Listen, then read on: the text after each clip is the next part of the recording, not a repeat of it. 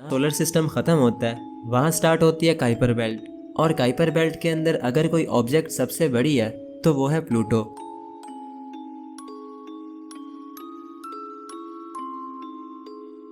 In fact Pluto एक ऐसी जगह पर है जहाँ सनलाइट 1% से भी कम पहुँचती है और उस जगह पर टेम्परेचर -200 डिग्री सेल्सियस से भी नीचे चला जाता है, जो कि इतना ठंडा है कि ये आपकी हड्डियों को भी जमा देगा।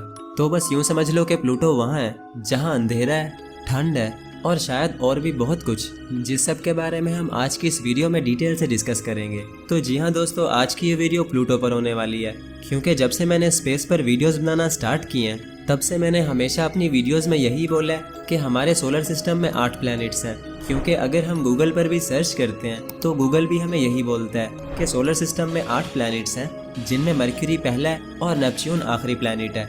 अब सवाल ये है कि प्लूटो कहाँ गया। तो ये एक ऐसा सवाल है जो कि मुझे कमेंट्स में सबसे ज़्यादा पूछा गया। Where is Pluto? प्लूटो कहाँ है? Is Pluto not in our solar system? Pluto के बारे में शायद आप भूल गए हो।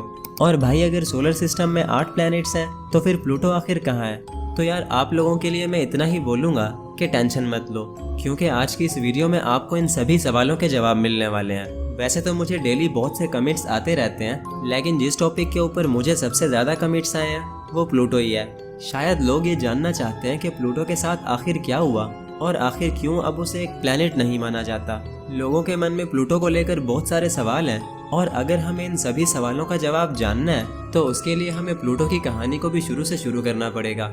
यानी हमें वक्त में पीछे जाना पड़ेगा और प्लूटो की डिस्कवरी से लेकर उसके डाउनग्रेड होने तक की कंप्लीट कहानी को डिटेल से डिस्कस करना पड़ेगा। तो हमेशा की तरह ये वीडियो भी काफ़ी इंटरेस्टिंग होगा, इसीलिए इसको एंड तक देखते रहना। मैं हूँ अब्दुल हन्नान और आप देख रहे हैं आपका अपना चैनल इन्फो फैमिली।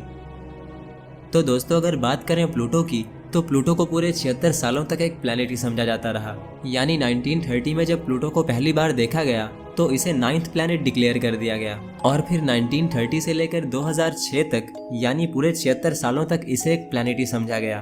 तो अगर आप 2006 से पहले के स्कूल किड हो तो आपने अपनी स्कूल बुक्स में डेफिनेटली यही पढ़ा होगा कि सोलर सिस्टम में 9 प्लैनेट्स हैं और प्लूटो आखिरी प्लैनेट है। वेल, प्लूटो काफी लंबे टाइम तक प्लैनेट्स की लिस्ट में था, तो लोगों के लिए शायद ये बात हजम करना मुश्किल है कि प्लूटो अब एक प्लैनेट नहीं है। दोस्तों, 2006 में प्लूटो को प्लैनेट्स की लिस्ट से हटा दिया गया और उसे एक ड्वार्फ प्लैनेट डिक्लेयर कर दिया गया। यानी यूं समझ लो कि प्लूटो अब एक प्लैनेट नहीं है बल्कि एक एस्ट्रॉइड है। अगर आप गूगल पर लिखो कि प्लूटो का नेम अब क्या है तो गूगल बोलेगा एस्ट्रॉइड नंबर 134340। अब ये सब कैसे हुआ, क्यों हुआ, चलो थोड़ा डिटेल से समझते हैं।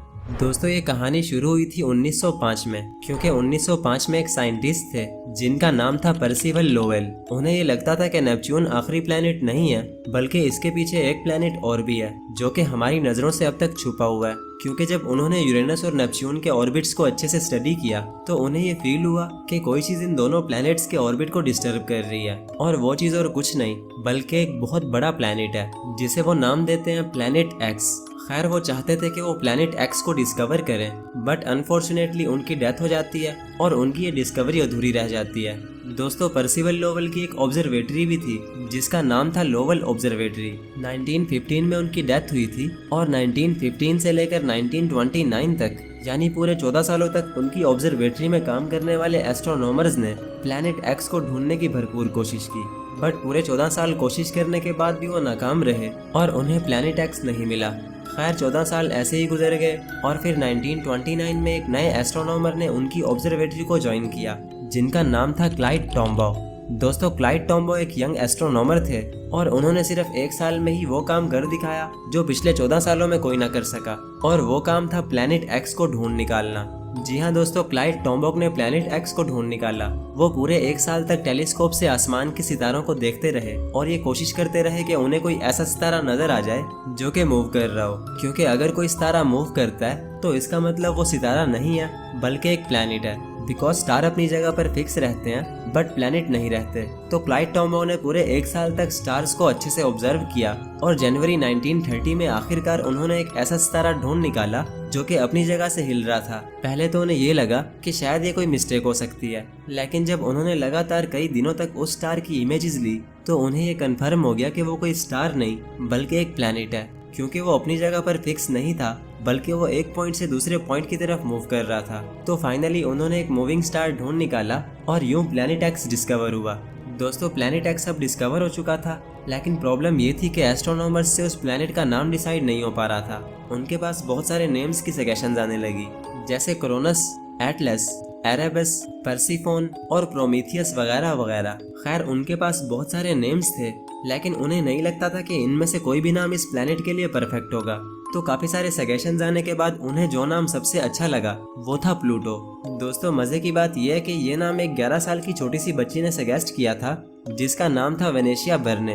वेनेशिया को लगा कि प्लूटो नाम इस प्लैनेट के लिए परफेक्ट रहेगा, क्योंकि दोस्तों रोमन मैथोलॉजी में प्लूटो एक ऐसे गॉड का नाम था जो कि अंडरवर्ल्ड पर राज करता था। तो वहीं अगर हम प्लैनेट एक्स को देखें तो प्लैनेट एक्स भी एक ऐसी जगह पर था जो कि लगभग अंडरवर्ल्ड की तरह ही है, यानी काइपर बेल्ट। और अगर आपको काइपर बेल्ट का नहीं पता तो मैं आपकी जानकारी के लिए बताता चलूं कि प्लैनेट नेपच्यून के आगे एक ऐसा रीजन स्टार्ट होता है जहां ट्रिलियंस ऑफ ऑब्जेक्ट्स एक गोल चक्कर बनाकर सन के गिर्द ऑर्बिट कर रही हैं, जिसमें बहुत सारे एस्ट्रॉइड्स, कॉमेट्स, ड्वार्फ प्लैनेट्स और आइसी रॉक्स वगैरह शामिल हैं। तो दोस्तों स्पेस के इस